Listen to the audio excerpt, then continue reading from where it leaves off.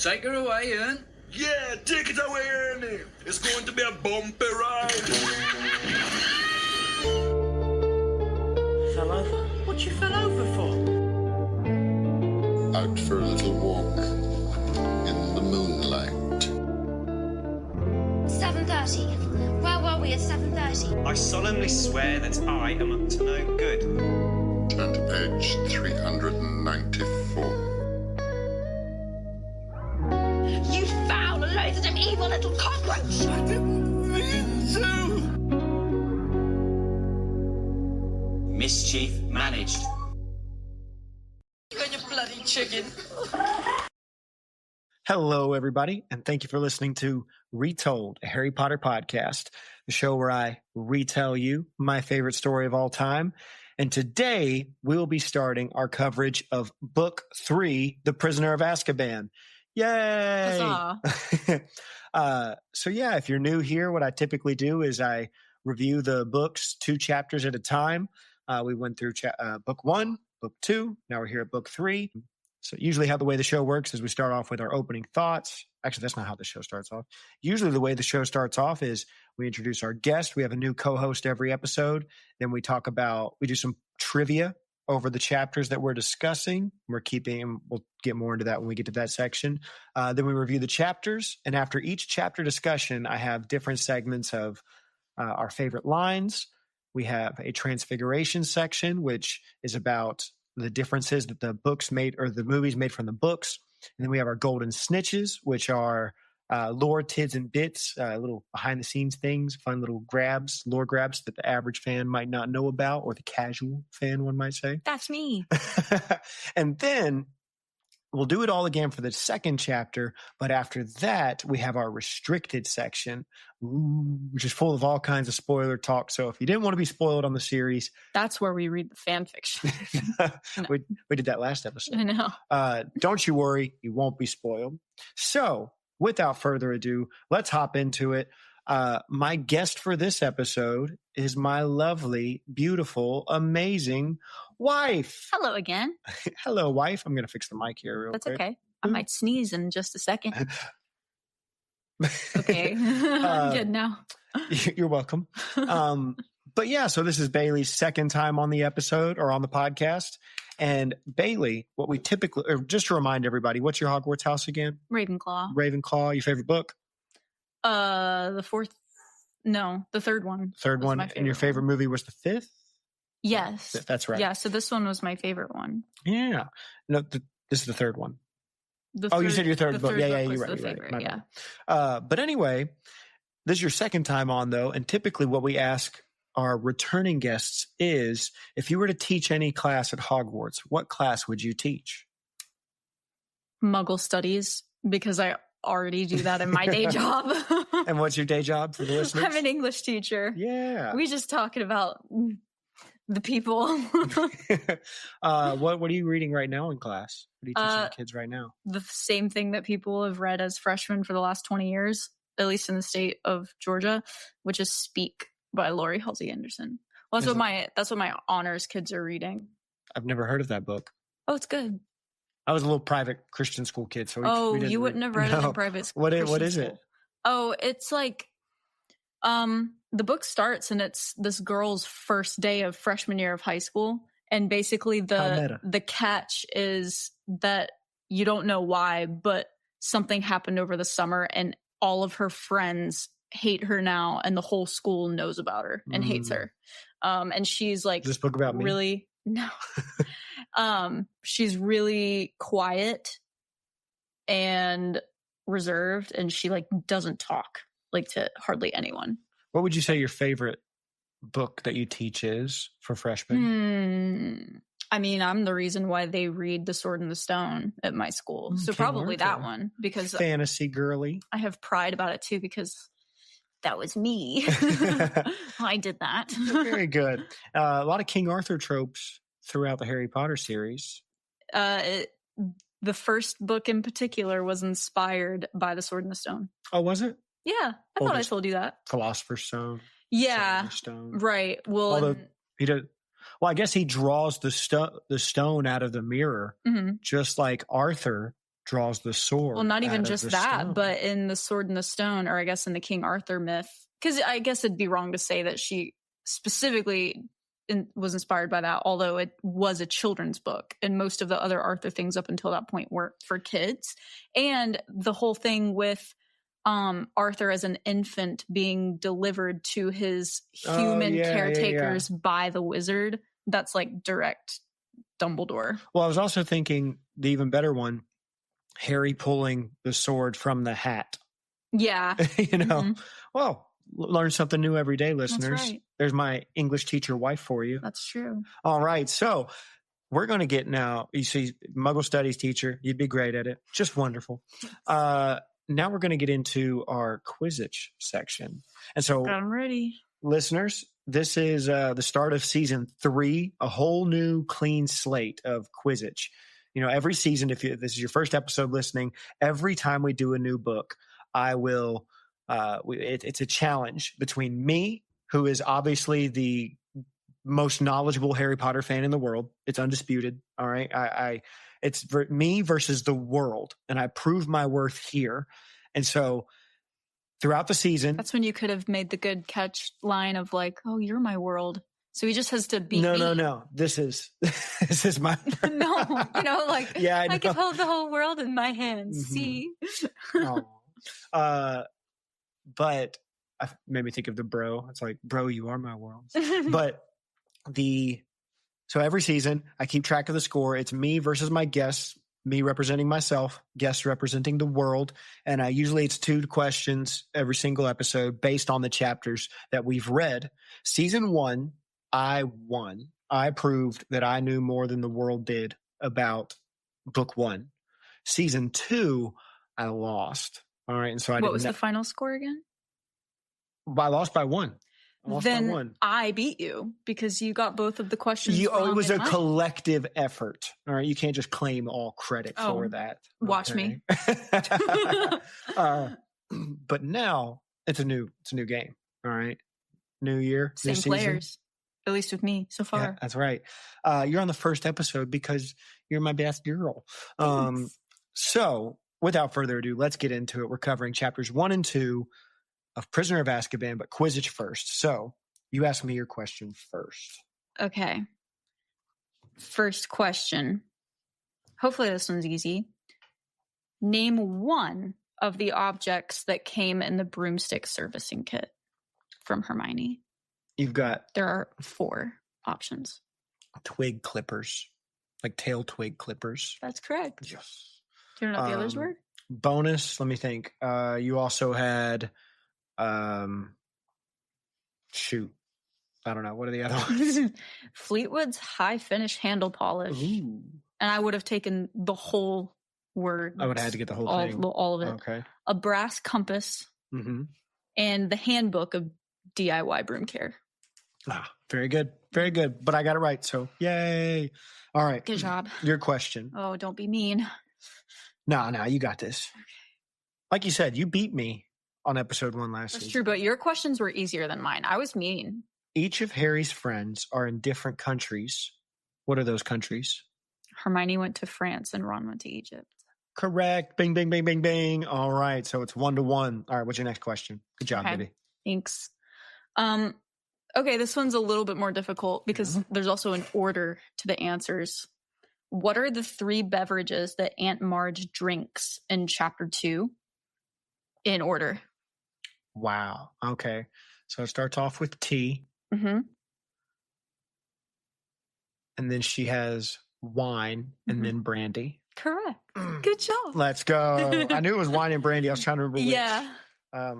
The order. Yeah. Can I tempt you? Yeah, he says that. I was like, yeah. Okay. Don't mix alcohol, by the way. That's how you have a bad night. Okay, I'll ask you the easier one. Oh, great. Who is watching Marge's dogs while she's away? Oh, this retired guy. Does his name start with an F? I can't say. Oh, I'm so bad with remembering names. If you get it wrong, I'll give you the bonus question. I don't remember his name. It was Colonel Fubster. It did start with an F. Yeah, you should have looked at the screen right here because I forgot to take it off right over there. No, that's okay. You had to look it up too. No. And then the other one, the question is, and this one's mean, but how many chins is Dudley described as having in these chapters? Is it the same number each time? Because she mentions it more than once. Oh, I don't know. I only remember one time. I think, well, maybe one of them might have just been his many chins. She gives a specific number. Right. The number in my head is 6, but that's absurd. Is it 6? 6 is incorrect. Okay, what is it? The answer is 5. Okay. But that's okay. Hey, 2 to 1 ain't bad. That's what we did last time. I was close. Yeah, you did good, baby. Good job. Thanks. All right. Now, listeners, before we move on to our chapter coverage, it's time for your Quizzes question. All right. So I'm going to ask you a question. If you want to answer it, you can write into theretoldpodcast@gmail.com or message me on Instagram at theretoldpodcast. But your question, first question of season 1 is, where'd it go? Oh, it's right here. What time was it when Harry stopped writing his essay? So in one of the chapters, Harry's staying up late writing his essay, and then he finishes and he looks at the clock and it says the time. What time was it when Harry stopped writing his essay? That's your question for the week. Like I said, you can write into theretoldpodcast@gmail.com or message me on Instagram at theretoldpodcast. Do you want to hear something sad from an English teacher? What's that? That will no longer be a common experience. What, staying up that late to write an essay? Why is that? Because AI is so rampant that almost all writing assignments are having to be converted into in-class timed writing assignments. Yeah, so, but they'll find other homework to do. True, but like the whole like procrastination to write an essay, like, and even if you're good at writing, it's still like an experience to have to just like pump one out in one stream of thought. And it's good for the brain. I believe that. I remember staying up till like, I stayed up all night one time in college writing an essay until like 30 minutes before class the next day. I finished it, like literally an all-nighter doing that. You were awful. I did not procrastinate in college. But in high school, I procrastinated really bad when it came to studying. Like I remember AP biology in particular, because it was so hard. My mom and I had a tradition of the night before a test, we would just go from beginning to end of the textbook of whatever chapters the test would be over. And I would just like basically pretend like I hadn't learned anything in class and just teach myself. I mean, I will say, I remember a lot about biology to this day. So yeah, you do. All right, moving on now to our chapter coverage. Chapter 1, Owl Post. All right, opening thoughts. I didn't write any down. Did you have any opening thoughts before we begin? I had an opening thought that was also kind of like my favorite thing. Yeah, I do have because it's not a favorite quote. It's just like my favorite thing about the Go ahead and say yours, because I did have a closing thought, but I could say it here. So. Well, I really liked, and it's kind of like about both the beginning and the end of the chapter. And just from like a story writing structure standpoint, which is the kind of thing that I appreciate, I really like that she sets up this whole conversation of like the ways in which Harry is different than your average 13-year-old boy, of like he is upset that he's not doing his homework or that he can't do his homework, and he's mad that it's summer vacation, and I just love that at the very end of that chapter it was like bringing it all together. Yeah, I think I love it when chapters have like a internal structure like that instead of it just being like the book as a whole having a structure like that. I can really appreciate it from like a craft standpoint. So you stole my thing that I was gonna. That's exactly what I was gonna say. I did like. You're so cute. I did like the full story nature of this chapter, beginning that, and then we'll get to it as we discuss. So anyway, let's get to it. The opening was funny to me because it was very children's booky. So can you pull that open? Yep. Like I liked just the very first paragraph where it says. Harry Potter was a highly unusual boy in many ways. For one thing, he hated the summer holidays more than any other time of the year. For another, he really wanted to do his homework, but was forced to do it in secret in the dead of night. And he also happened to be a wizard. It was a cute. That's cute what I have opening. to do. I have to like somehow make homework forbidden. Like, ooh, you know. What do you mean? I don't know. Otherwise, they won't do it. They won't do it anyway. That's true. So the opening was funny to me because it was a real children's booky there. It's like one of those moments that reminds me, for as how mature the series can be, like it does have these moments like that, especially in the early books. But anyway, Harry's undercover, quite literally, you know, reading his textbook, trying to do his reading and his homework, but he's reading a book that's full of lies. Now, I had this in a golden snitch section, but witch burning, all right, not all it's cracked up to be. The book? No, or like the actual action. Actual action, the historical event known as witch burning. There's some lies told about it. So we're going to get to it in the golden snitch section. In the book or in the real world? Both. The book talks about, I mean, obviously it's a fake story in the book, but in the real world, you know, so the book that he's reading talks about witch burnings in the medieval ages. And it even mentions Gwendolyn the Weird, who enjoyed being burned. And I think she got burned like 47 times because she could just do the freeze flame charm. But it's a little bit historical inaccuracy about the dating of the witch burnings. Well, but like I said, I don't want to spoil it. We'll get to it in the golden snitch section. So anyway. I don't know when they were burning witches in England. I know when they were in America, but. So anyway, my book keeps popping. I don't want that in the mic. Anyway, read his textbook, full of lies. Harry's got to be super quiet, okay? And it made me think of, I said this one time on a previous podcast, but erased it from the final cut. It made me think of when I was in college eating Doritos in class. So he talks about how like he'll write a little bit and then he'll stop to listen for Vernon. And he'll write a little more, stop to listen. And it made me think of when I was in college, I would eat Doritos in class, but only like when the teacher was talking. Because I felt like people could hear me chewing and crunching. So I'd nom, nom, nom, nom, nom. And then as soon as the teacher stopped talking and it was quiet, I was sitting there with Doritos in my mouth. No wonder my brother wasn't impressed with you. Anyway, shout out to Taylor. He did our music for this. They had a college class together. Did we? Yeah. Yeah. What? He was. Hey, we need to talk more about that after this. Yeah, you did. So anyway, we get a lot of Harry's backstory and Dursley's info. Again, just reminding us Harry's an orphan boy brought to the Dursleys. They stink. They hate all things that are non-magical. They abuse him quite literally. I do like where they talk about the company car though, because it said that there's like where is that? Over here.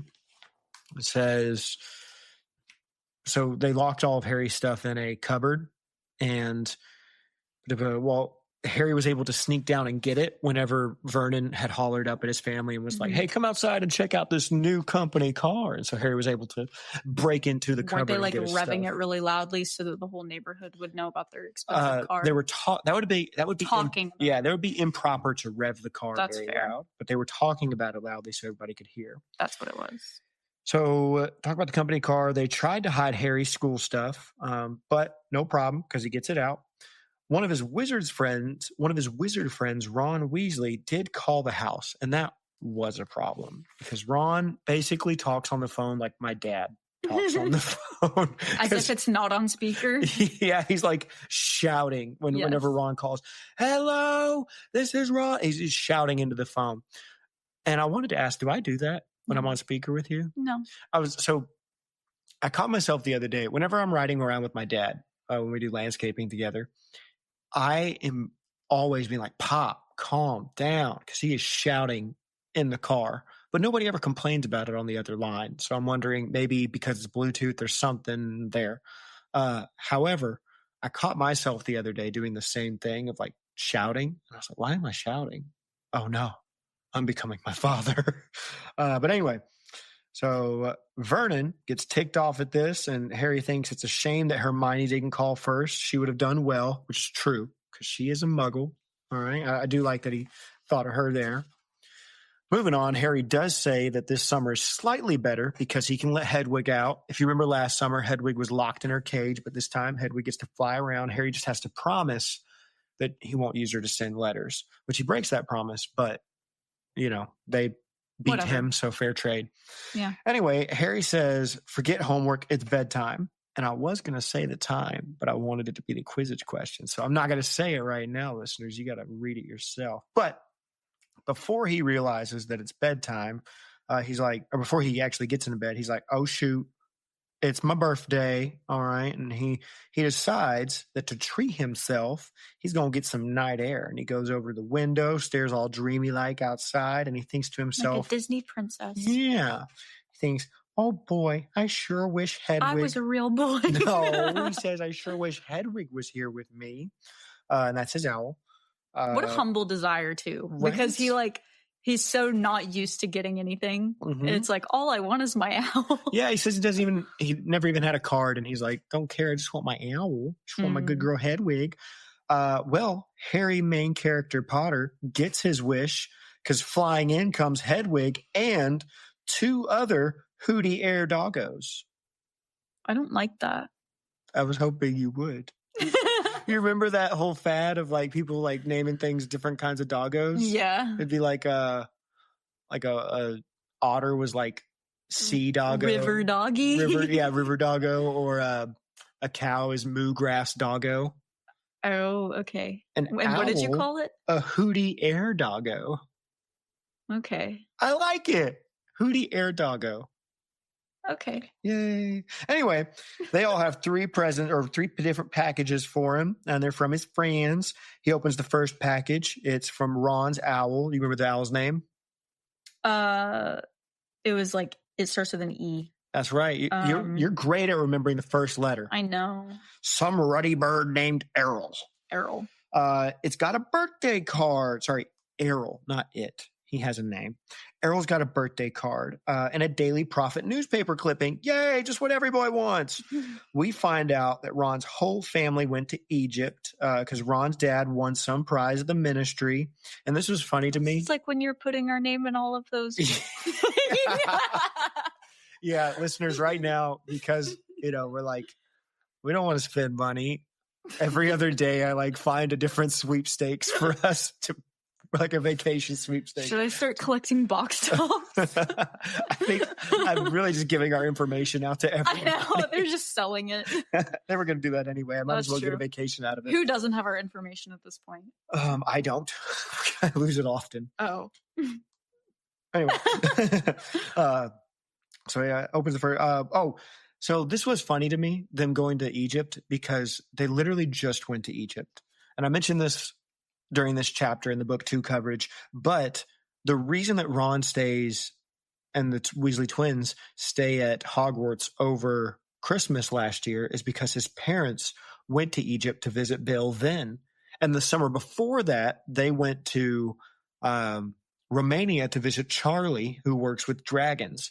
And so what this made me think of, like those 2 trips, is that the Weasleys are like those parents who just vacation without their kids. They're like, we're going to go places. We ain't taking y'all though. But this time around, they're like, you know what? We got the cash. We want a trip, want some prize. So we'll take the kiddos with us. Ron talks all about how cool Egyptian wizards are.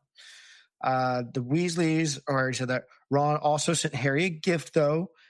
And I said, and I was impressed that there was also a note for the gift, too. Oh, yeah. Like on the gift, he has a note explaining what the gift is. And I was like, how thoughtful. You don't often get that stuff anymore. But the note says, hey, Harry, this is a really cool plot device called a pocket sneakoscope. Remember this. And so it'll definitely be used later. Yep. Harry's like, sick. What's the next present? He looks at his package from Hedwig, opens it up, and finds out that it's from Hermione.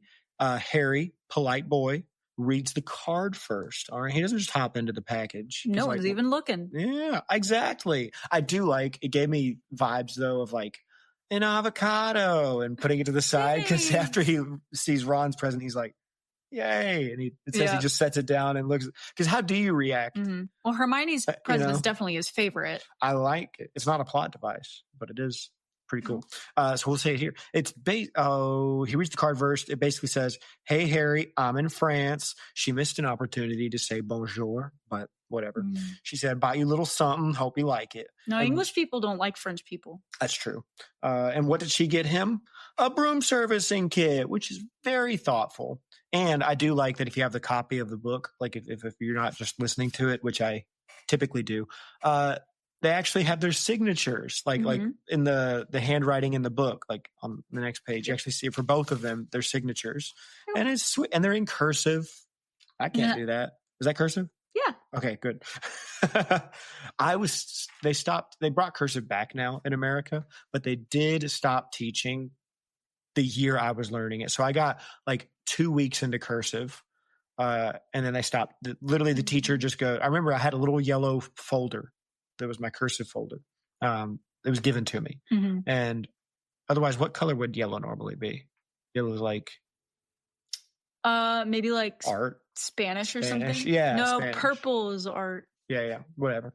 No, this is a debate on Instagram, and I don't want to get into it. Blue is math, right? and green is science, red history. These are indisputable facts.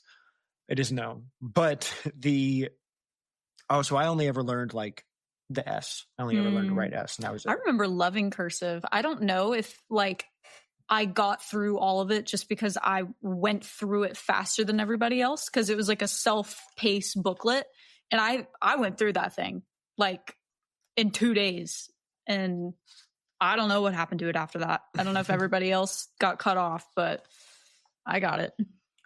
And what did already said?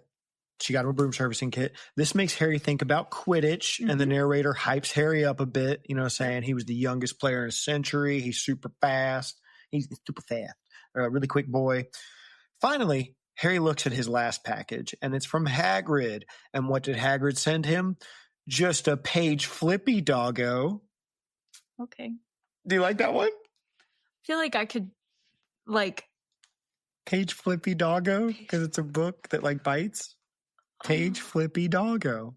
Okay. Listen, I thought of other ones, but they didn't sound near as cute. Yeah. I'll have to think about it. So from now on... I would have collaborated with you on those. Books are page flippy doggos. I love this. Anyway, it's the Monster Book of Monsters. Harry... Paper flappy doggos. I like page flippy. It's got more of that cute little, like, Listen, I'm not explaining it well, but it's got a cute little tone to it. Anyway, it's the Monster Book of Monsters. Harry has a horror movie scene trying to catch it because it, like, falls on the bed, skitters across the bed, then gets on the floor and skitters across the floor, bites him, runs away. It's a funny scene. He catches it, though, wraps it up in his belt, and he reads his letter from school.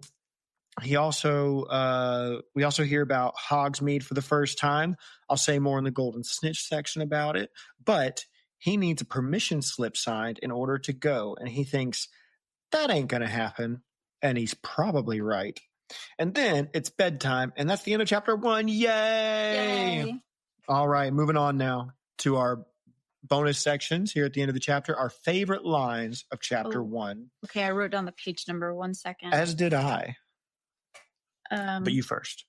Well, you say, how many? Do you just have one? Oh, wait. Oh, no, it was just the last sentence. So I already talked about it. Well, read it anyway. Sure. Extremely unusual though he was, at that moment, Harry Potter felt just like everybody else, glad for the first time in his life that it was his birthday. Aww. He got to be a normal boy. All right. My favorite lines. So that you saw, I wrote FL right there. That means favorite line. So sorry. You can have no. You can have it. What's mine is yours, and yours is mine. That's true. We're married. I'm not wearing my ring. Oh no, the visual listeners won't see. Visual listeners, visual watchers. Anyway, okay. One of my favorite lines is, "They were Muggles, and they had a very medieval attitude toward magic." Talking about the Dursleys, describing them. I thought that was funny. My other favorite line was, here it is. Oh, I'm surprised you didn't include this one. It's from Ron. In Ron's letter, he says, don't let the muggles get you down. And that's like a famous saying in the wizarding world. You have a cup with it on. It's actually outside in the hallway. A little mug. Oh, I Says, don't let the wizards don't let the muggles get you down. It's on a lot of wizarding world memorabilia. I just think about like the Cave of Two Lovers. From Avatar? Why do you think of that? Don't let the caving get you down. Don't let the falling rocks turn your smile into a frown. Nobody knows those lyrics. They just know secret tunnel. You're lying. You're fake then. Secret tunnel. No, there's a you're reason you're gonna offend more people with that than you. Though I guarantee you are of the small. You are of the minority, and I the majority. Well, check your privilege. My other favorite line. It struck Harry as ominous that Hagrid thought a biting book would come in useful, which, again, funny line, but also it kind of struck me as interesting that like a sentence like that is in a children's book because it's somewhat of a mature thought. You know, it's like how many kids would know the word ominous and Harry's foresight about it. I don't know. It seemed a little more mature than what you would expect. So anyway, I liked that. Now, here you go. You can have that back. Moving on now to our Transfiguration section. And so this is differences that the movies made from the books. If you've ever seen the movie or if you, whatever. This will be good because I don't quite remember this. Yeah, the beginning. That was a loud smack. Yeah. We need to rewatch it. Yeah, well, like I remember the stuff from chapter 2 really well, but that's because most of this chapter is a omission. Yeah. So the way the movie opens up, it's Harry under his blanket, and rather than using a flashlight, so this is your first one, he's using a wand, and he's breaking the decree from underage sorcery or whatever. Not only that, but he's using like not a real spell. So they don't really have these distinctions in the book. It's just a movie thing, but he's saying Lumos Maxima, which is different than Lumos in that it means like more light. But they never say that. It's only ever just Lumos in the book. I mean, it's not like... Yeah, I don't care. They're not like jumping the gun or anything. I mean, it's just Latin. So what I do care is that he is breaking the decree, so in the book he's just using a flashlight and he's under the cover with it. He also doesn't wake up Uncle Vernon. So in the movie, Uncle Vernon like keeps coming into his room, opening up the door, and Harry will like put his wand away and fake sleep, put his Game Boy away. That's basically what's going on. And the other difference is that for the most part, the whole like him getting presents and the owl showing up, all that stuff is omitted. It's not in the movie. It's in the movie. Once Vernon shuts the door one more time, Harry just like stays asleep. When does he casts a super bright spell and then it like fades into the next chapter. When does he get a thing from Ron, or when does that thing show up in the movie? The sneakoscope? That is actually, so it's a little bit of a spoiler for later chapter, but it is in the movie. It's not even in the regular movie. It's in a deleted scene. Ron gives him a gift. I'll mention the restricted section. Okay, that's fine. But anyway, moving on now. That again, these are short chapters, so not much in the Transfiguration section, especially when it's mostly an omission. But moving on now to our golden snitches, which are lore grabs, like we said, behind the scenes things or stuff you might not have heard about. So anyway, the first one, like I said, witch burning. All right. Kind of a myth. Now, don't get me wrong. Witch burnings did take place. But now listen to me. I am a history major. And I also heard this on Instagram, and ChatGPT reconfirmed it. So I didn't learn it in school. But apparently witch burning, and now some of this I did actually know, but witch burning was not like as common as you think. First of all, it didn't really happen during the medieval ages. It took place in the early modern era, in like the late 1500s, 1600s. So people had no trouble with demons in the medieval times. They're like, my neighbor's a demon. Well, in medieval times, the Catholic Church typically viewed it as like almost a religious thing, kind of like Right. alchemy.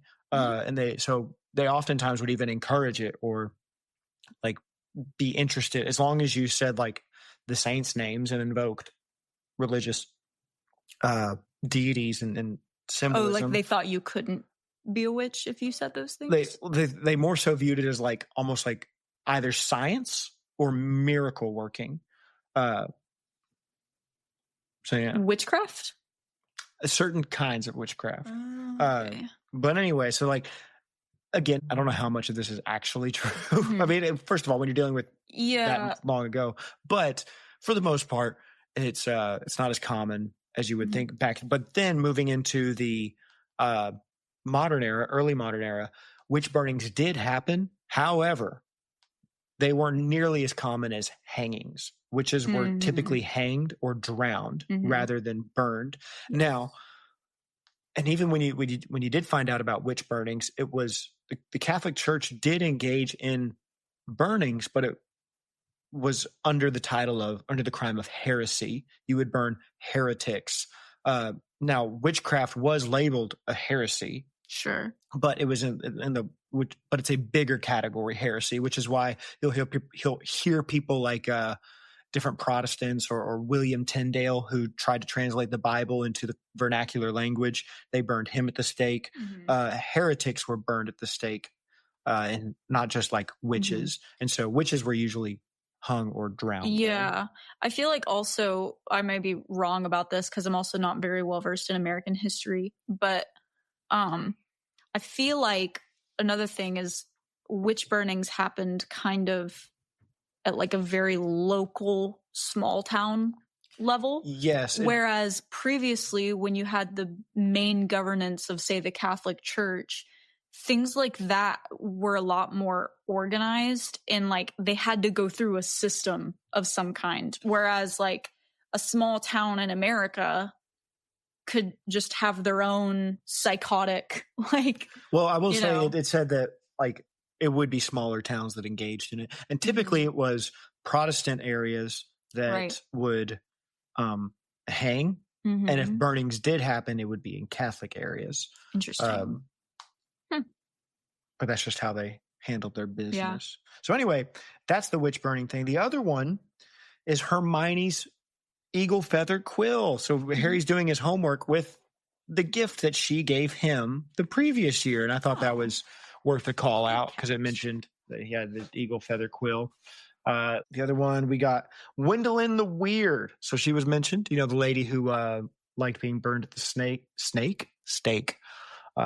Steak sounds good. Okay, here we are. Gwendolyn the Weird. It's kind of funny. I looked these up, and sometimes there's like a lot of information, and other times it's just what was said in the book. Like that's all. It's cool because sometimes there is a lot of background stuff, but not so much this time. She is so Gwendolyn the Weird, circa 14th century, was an eccentric British medieval witch who was famous for being burnt at the stake no less than 47 times in various disguises. That's exactly what I would expect to be happening when Chaucer was doing whatever he was doing. Let's see. During the middle, witch hunts were at their peak. Wrong. Somebody needs to correct this article. Stemming from the desire to experience a pleasant tickling sensation from the flame freezing charm, which that should have been a gold snitch. I didn't include that. Gwendolyn took upon herself to be captured, all right, like we said, 47 times. So it doesn't really say too much. She's on a tapestry somewhere in Hogwarts Castle, and that's kind of cool. Professor Binns taught the 6-year students about this. So it's interesting. Harry's learning it as a 3rd year. And that's about it. Harry sees a portrait of her in the secret hallway during this school year. But yeah, what did I say? Harry Potter once traded a rare misprint of Gwendolyn the Weird chocolate frog card to this portrait in exchange for a baby spider. What is it talking about? Number 2. Oh, it's in the video game. Okay, I was like, I don't remember that happening at all. Anyway, so this is her physical information listed on the wiki. She was a human. All right. Female, red, or not red. Her hair color was red. Eye color green, and skin white. There you go. So she's Irish, basically. All right. Then the other one, the pocket sneakoscope. It was funny. When I Googled pocket sneakoscope, it took me to the Harry Potter lexicon, clicked on the Harry Potter lexicon article, and it said a smaller version of a sneakoscope. So I went over, looked at the sneakoscope. This was funny. So what's funny, Barry? Well, I'll get to it. A sneakoscope was a type of dark detector that looked like a glass spinning top. It lit up, spun, and whistled if someone was doing something untrustworthy nearby. So it looks like one of those little spinning tops you can see, listeners. Dreidel. Yeah, you can picture what we're thinking. You know what I'm saying? Early history, the sneakoscope was invented in the 18th century by the wizarding inventor Edgar Strogler. Strogler, thank you. During the 1890 to 91 school year at Hogwarts School of Witchcraft and Wizardry, there was a sneakoscope in Dervish and Bangs. All right, anyway, this is what I thought was interesting. When you go to behind the scenes, talking about this thing, in Hogwarts Legacy, this device is depicted as resembling a telescope rather than a glass spinning top. And I thought that was interesting because growing up, when it says sneakoscope, I read that word and would think scope. It's talking about a telescope. But then I come to find out that it's, a spinning top. Mm-hmm. But then here it says, in the Legacy game. So it sounds like you weren't the only one. Yeah. No. But also I'm wondering, how would it work as a telescope? Would it just, like, this is made to spin. Telescopes aren't made to spin. Anyway, so that's weird. Moving on, though, we got the broomstick servicing kit. I looked it up. It's not a golden snitch. It just says what's in the chapter of, that it helps you serve your broom. The Monster Book of Monsters. Okay, I do have a little bit about that. The Monster Book of Monsters is by Eduardus Lima, and it was a particularly vicious, sentient textbook that was used in care of magical creatures. I don't want to say the rest because it's a little bit spoilery, but the book was quite informative, but one usually found it difficult to access the information within due to the book's unfortunate tendency to try and bite off the reader's fingers. So here's a question. Is it an animal, like a monster, or is it like a cursed object? Oh, maybe the wiki can tell us, because it will say... Because if it was written by a human, that means it's not a monster. It's not a creature. Unless it was like... It could be like the car. A bewitched thing. Yeah, that kind of just at one point kind of gained sentience. It's got fur. Yeah. So does teeth. Like, you can put all that stuff on a teddy bear. Well, right, but moving on from that, that is a good question, though, whether it's sentient or whether it's an animal or an object. That was bewitched. Listeners, write into theretovpodcast@gmail.com and let us know your opinions. And then the last one I have for this chapter, Hogsmeade. Hogsmeade, or simply called, I didn't say it all, Hogsmeade Village, or simply called Hogsmeade, was an all-wizarding village in the Scottish Highlands. So Harry's all hyped about in this chapter because he's going to be able potentially to visit this place that is next to Hogwarts if he gets his permission slip signed. So it was founded by Hengist of Woodcroft, and I'm glad I finally learned who that actually was, because I heard that name a lot. I think I even said it one time on the podcast and forgot. But anyway, Hogsmeade was a picturesque little village of cottages and shops. It was also with enchanted candles hanging in the trees during the holidays. It was also near the location of the train station used by the Hogwarts Express. Since before 1714, when the 1714 edict was passed, which allowed third years to go, Hogwarts third years and above had been permitted weekend trips in the village. Skip ahead because there's a lot of spoilery stuff. According to tradition, Hogsmeade was founded in 10th or 11th century. This is interesting, I think. Is this it? Yes. Around the same time as Hogwarts by medieval wizard Hengist as he was fleeing persecution by Muggles. A sign over Hogsmeade identified its year of establishment in 914, though this is anachronistic as Hengist was not yet alive. So silly. Also, in 1612, a goblin rebellion took place in the vicinity of the village. Hogsmeade served as the wizards' headquarters during the rebellion. There's actually a specific place that served as headquarters, but it's not been mentioned yet, so I won't spoil it. Anyway, that's all we got for the first chapter. Yay! So moving on now to chapter 2. You need a break at all? Okay. Listeners, you need a break? No, Barry, keep going. Well, you got it, listeners. This is for you. Chapter 2, Aunt Marge's big mistake. Ooh. So Harry goes down to all the Dursleys in the kitchen. They got a 2 in there now. Oh, a TV. I was like, they got a 2 in there. You got to work on your handwriting. Yeah. It's listeners. This is for the people on YouTube. It's not pretty. Yeah. We'll work on it over the summer. I don't want to. I know that's why it's not going to happen otherwise. Summer's like a full year away. They got a TV in there now, so that's cool. The new people talk about, we don't want TVs in the living room. My dad just came back from Minnesota visiting my twin sister, and he was like, they don't have a TV in the living room. And I felt like Joey and Friends, like, well, what's all their furniture pointed at? See, okay. But I understand having a problem with a TV in the bedroom. That's where their TV is. Right. But like, no, yeah. I feel like it's so the kid, I think it's, I mean, the idea behind it is that they're getting their kids to socialize in the living room. However, I like TVs in every room. Every house or every room in my house needs a screen, sometimes 2. Ray Bradbury would be so proud of you. So anyway, the news is talking about some escaped what did I write? Murderer. I thought I wrote narrative. What did I write? Listen, I'm cramping right now. I need to drink more water. I'm in pain. Anyway, the news. There you go. I've been drinking. Okay, the news is talking about water. I have it right here in the cup.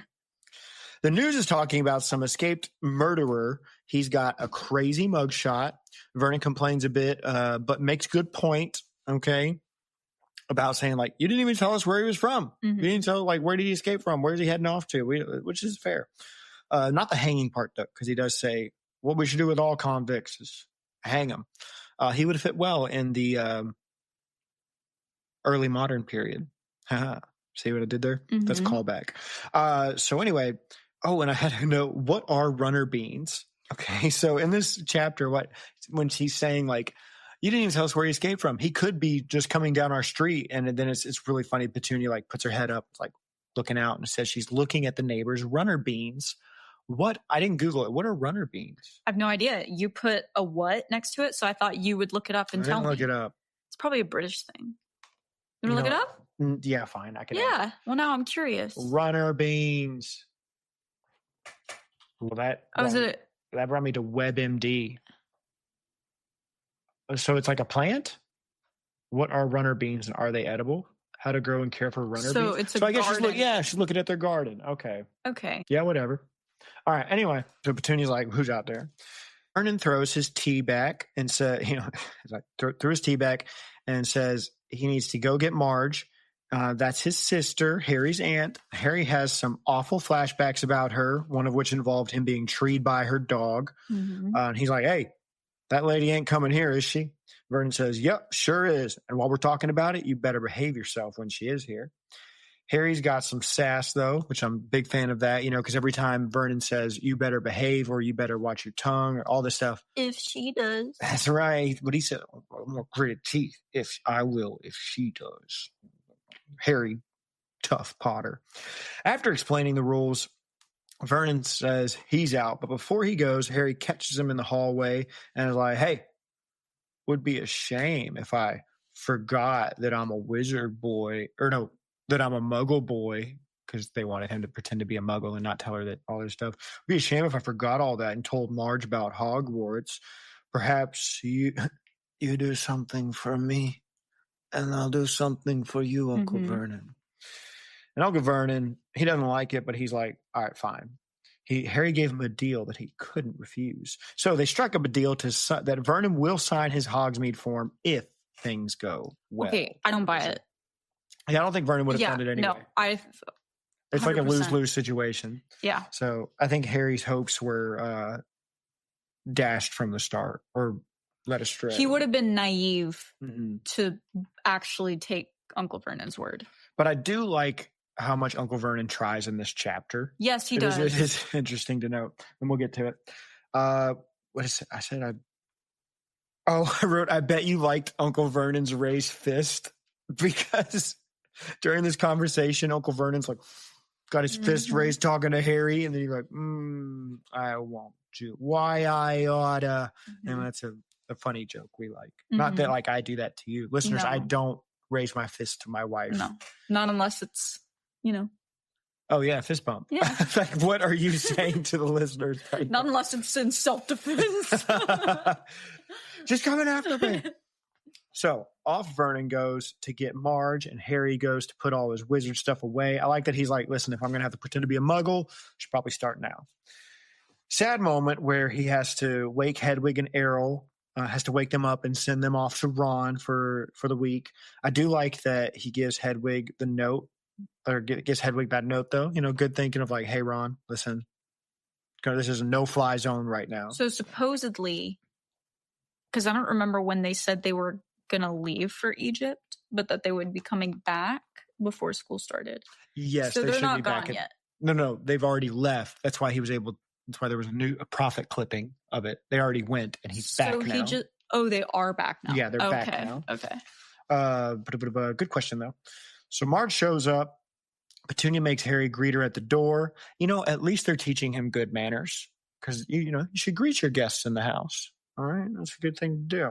Although, if you're inviting someone over who despises one of the members of your family, maybe don't make that person be the one to open the door. That seems a little... It's loving your enemy.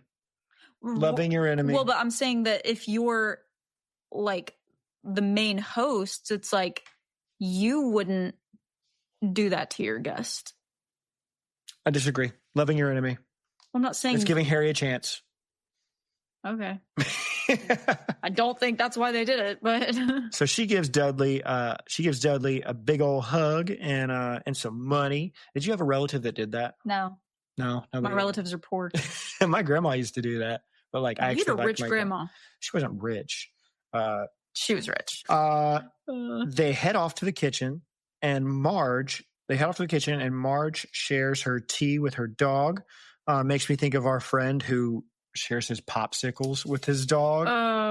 We went to see a friend one time, couple friend, and they have a dog that's the brother to our dog or sister to our dog, all from same mom and daddy dog. That's what that means, Barry. Yes, sorry, listeners. But anyway, he was eating a popsicle. He's like licking it, and then he extends the popsicle to his dog, and who's known for licking her butt. Or eating her poop, yeah, they just talked about that. Yeah, they just told us about how this dog struggles with eats the poop in the backyard. It's a struggle. But we watched as he licked it, gave it to the dog to lick, and the dog licked, and then he brought it back to his mouth and kept licking. So that's disgusting, listeners. Don't do that. After talking to everyone else, Marge starts talking to Harry, and she really endears herself to him, says some really sweet things like, I would have abandoned you. Your school should beat you harder. I hate your smile. That's love. Right? That's genuine love. To Vernon's credit, he does change the subject as quick as he can. He's like, hey, Marge, better topic. What about that murderer on the loose? They start talking about that. Interesting. Anyway, the week trudges along, and Marge keeps finding ways to stink. All right. I joked before that she's being all sweet. She's not being sweet, listeners. That was obviously a joke. But this paragraph is so awful, where it says, Aunt Marge, on the other hand, wanted Harry under her eye at all times so that she could boom out suggestions for his improvement. She delighted in comparing Harry with Dudley and took huge pleasure in buying Dudley expensive presents while glaring at Harry as though daring him to ask why he hadn't got a present too. She also kept throwing out dark hints about what made Harry such an unsatisfactory person. I hate that. And then it gets worse from there, and we'll discuss that. But anyway, she says some even worse things at lunch on the third day of her visit. And I want to repeat here because this is a happy podcast. Or sorry, that I don't want to repeat here because this is a happy podcast. She basically calls Harry and his mom trash, to put it lightly. Harry does a magic, though, and her drinking glass explodes. Marge thinks she's just It is not too confirmed tightly. or denied that he did that. It's implied. But I remember... I think he says he did it. When he's out in the hallway. He's like, oh, I hadn't lost control like that in a minute. Yeah, but that's after he... So everybody thinks stormed off. Marge did it, but he kind of admits there basically that he did it. And Harry's known to affect glass with his wandless magic. Mm-hmm. I'll fact check. You keep going. All Because right. this is important to me. Let's see. And Harry's like, I should. So she squeezed it too tight, or she says she squeezed it too tightly. And Harry's like, I should go. And I like Harry's method of ignoring her because it says every time she. Okay, yeah, you're right. Sorry. Ding, ding, ding. Yep. I'm going to edit that, save that soundbite, and keep using it. Yeah. But Harry's method of ignoring her is every time she starts talking to him, he just thinks of his broom servicing kit and, working on his broom and then reading about the DIY handbook, all that stuff. And it makes me think of when I would be bored in class, I would try to write down from memory all the NBA teams or all the NFL teams or like all the books of the Bible. Like I sit there. I'm like, oh, shoot, there's 30 minutes left of class. And I would just write and try to be like, all right, there's 30 in this league, 32 in this league, 66 in the Bible. Let's see if I can get it all. And that's how I would try to pass the time. Finally, though, we make it to the last night, and it seems to be going well. However, Marge is drinking a little too much. And I wrote, I do like her Joey line from Friends. We also get a second, that's the ticket that's mentioned. So there's a moment in Friends when Joey he's just eat a whole turkey for Thanksgiving because they weren't going to cook a turkey. And he's like, please do it. And they're like, fine, but you got to eat it all yourself. And then after he eats it, they're cutting up the cake, the dessert. And he's been complaining about how stuffed he is. And they ask him, do you want some dessert? And he goes, just cut me off just a little sliver. A little bit bigger. Come on, just a little bigger. What, you afraid you're going to run out? Cut me off a real piece. And that's Marge in this moment because she says, talking about when they're pouring the wine for her, she goes, just a small one then, a bit more than that, and a bit more. That's the ticket. The brandy, not the wine. She'd already been drinking the wine. Woman, wine is the word that was mentioned after. So. That's okay. A little bit of brandy and then a little bit of more. And then a little bit more is different than with wine. Yeah, fair enough. So we get a call out to Petunia's fanciness because it says she's drinking with her pinky out. Did you catch that? Mm-hmm. I like that. This is when things start to go south, though. Marge insults how small Harry is, and she confesses to some awful animal cruelty. Literally talks about drowning a puppy. She insults, like quite literally drowning a puppy. That's not funny. She insults Petunia's family, then insults Harry's dad. And I like that when she asks about Harry's dad, even Dudley's listening. Like Dudley's not watching the TV anymore. He's just, I think the text says he's like staring there open mouth.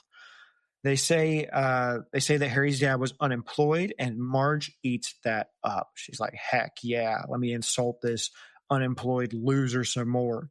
And that's when Harry has had enough. And at this point, he fires back. And he's like, that's a lie. She starts calling him a liar. And poor Vernon, he did try. What is it? I wrote down he did try. He tried to tell him to go to bed and just leave. Yeah, at this point, he's like, maybe we can still save this and get him out of here. And Marge goes, no. He can stay. She wants to dress Harry down, upbraid him, as it were. But she does make a hypocritical drunk remark because she calls Harry's dad a drunk while she's actively drunk. And after a few more words, Marge, she starts to get large Marge. It's the famous scene where Harry loses control of his magic and she gets all blowed up to a balloon. Violet, you're turning violet, Violet. You know what that's from? Mm-hmm. Well, you haven't seen Willy Wonka, have you? Are you kidding? You told me you hadn't seen it. In a long time. Okay, so. Yeah, no, that scene scarred me. I hated it. Yes, okay. So she gets all ballooed up. Violet, you're turning violet, Violet. While the Dursleys are all a panic, trying to get Marge down, Harry's like, I'm out. And he does another spell. Like I never caught this before, but when he walks up to the door of the cupboard, it just bursts open, even though it's locked. And I never caught that. But he gets all his stuff together. Vernon tries to stop him on his way out, but Harry, Gangster Potter, throws his trunk down, kicks it open, and pulls that wand out. He literally pops the trunk on Vernon. Have you heard that expression before? No. If you pop the trunk on somebody, it means you pull out a gun on him. Because you go into your car, you pop the trunk. So literally Harry pops the trunk on Vernon. And he says, try me. And they don't. Harry says, I'm out you. And he goes off into the night. And that's the end of our chapter. Yay!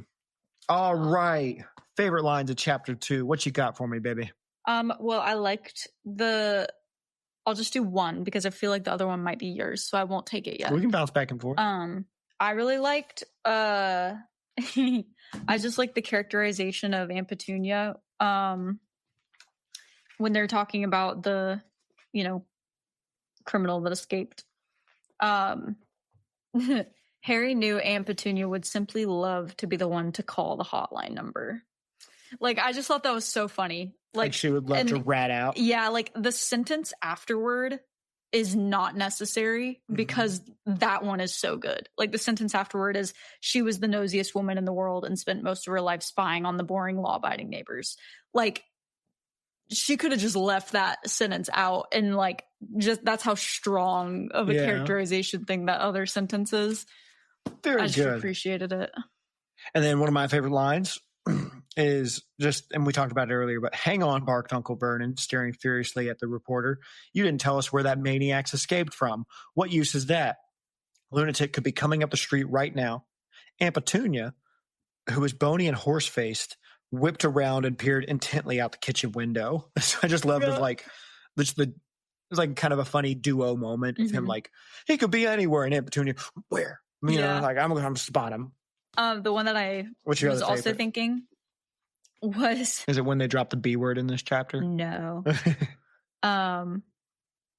When Uncle Vernon offers her tea, and what will Ripper take? Ripper can have some tea out of my saucer.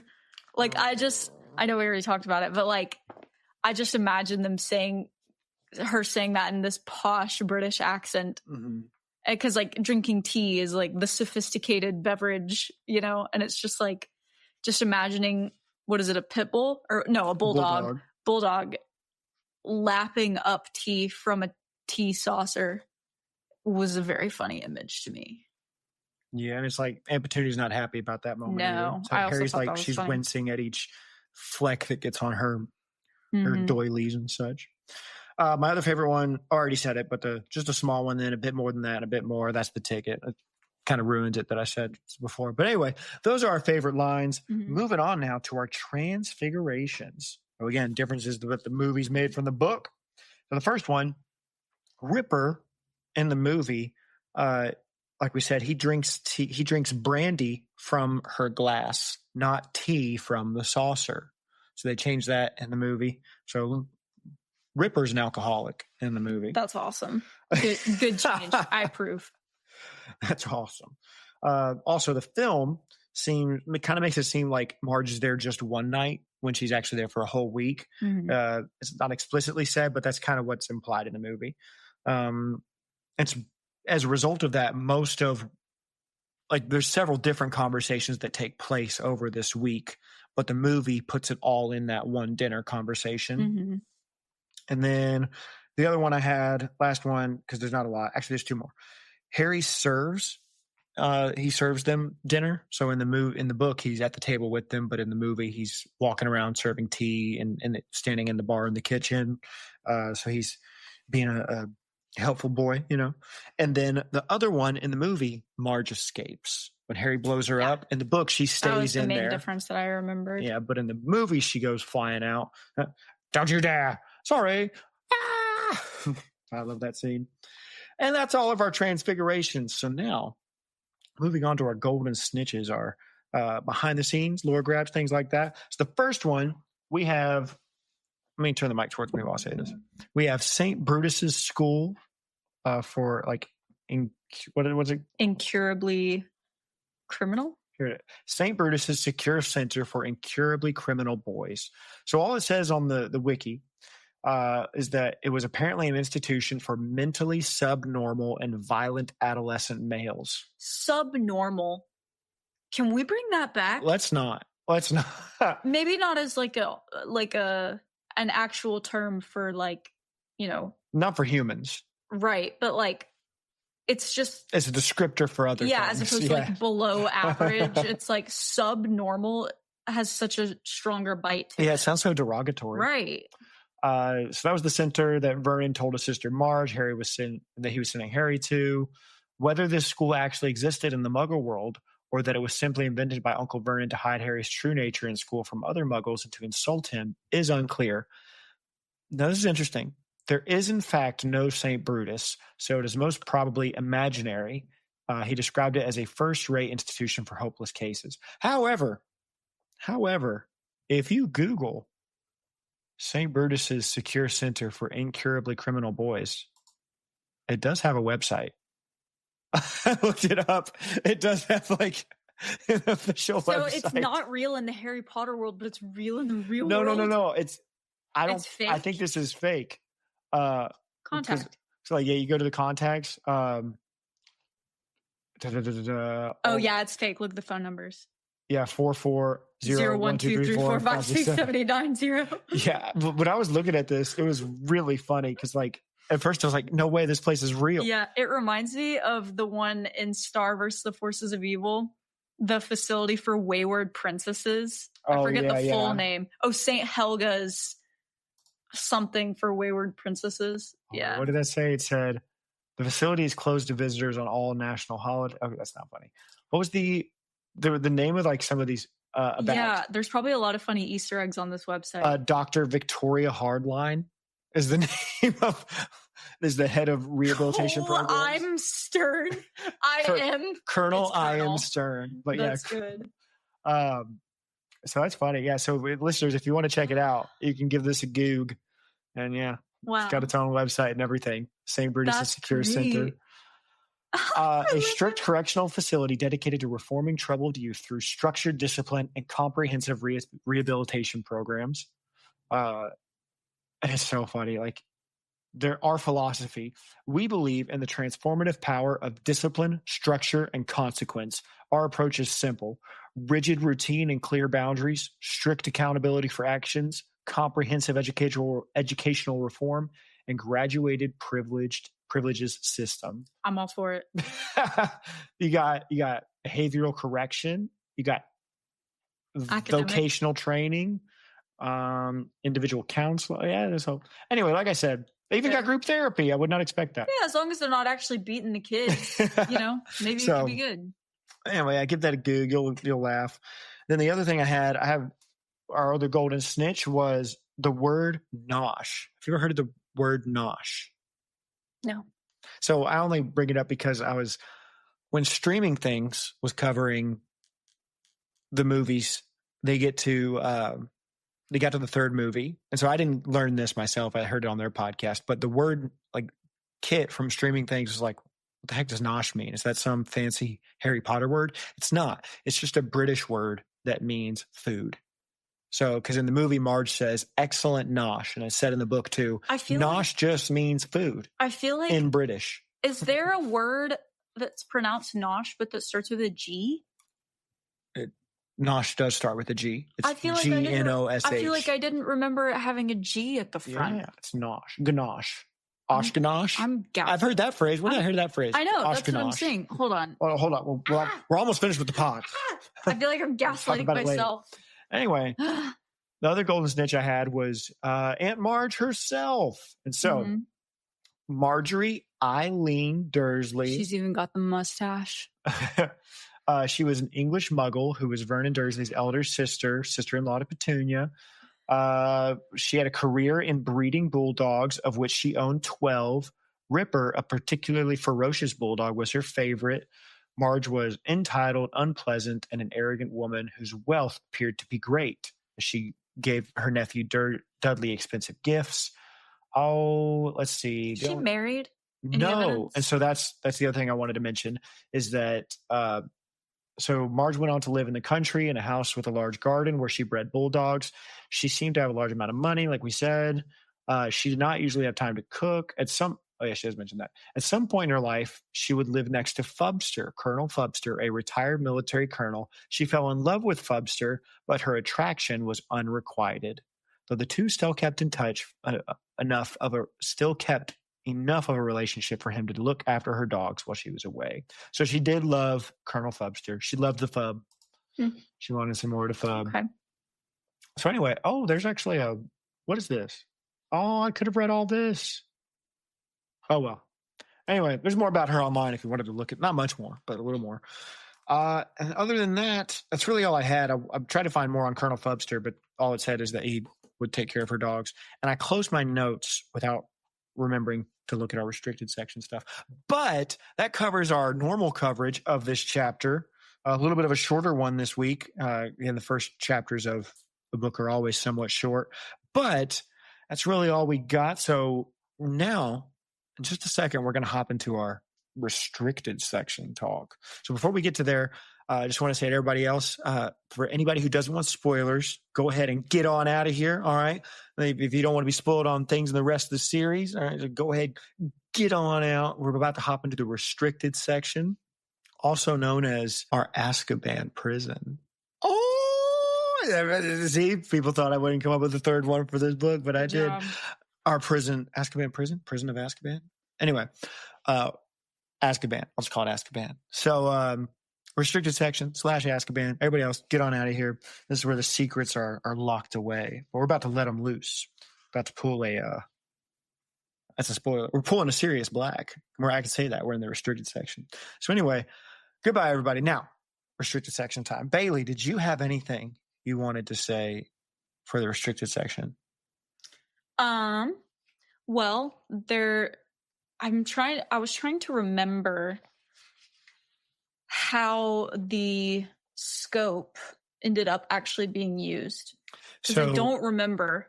Yes, good question. So the sneakoscope, as we talked about earlier, is kind of a plot device that they use in this book. Ron mentions that it lit up during their dinner.